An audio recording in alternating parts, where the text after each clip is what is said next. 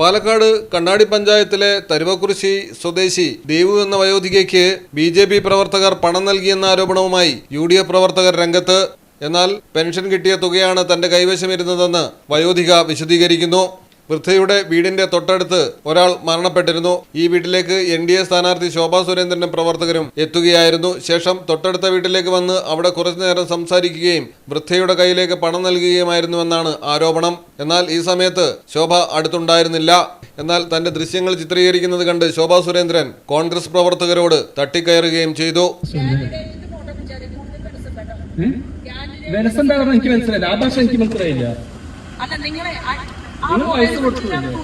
എന്റെ മൊബൈലല്ലേ, നിങ്ങൾ അതിനോട് സംസാരിച്ചാ പോരെ, നിങ്ങൾ അതിനോട് സംസാരിച്ചാ പോരെ.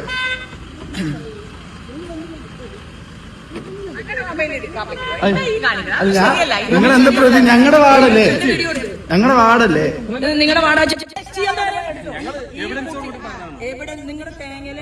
അത് നിങ്ങൾ ചെയ്തോളൂ. നിങ്ങൾ എന്റെ മൊബൈലിലേക്ക് എന്റെ മൊബൈലിലേക്ക് എന്റെ മൊബൈലിൽ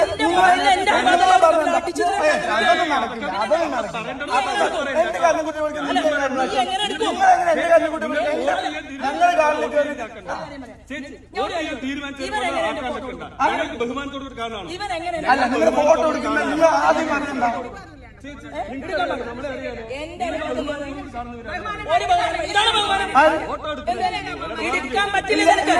നിങ്ങളോട് അങ്ങനെയല്ല പറഞ്ഞു.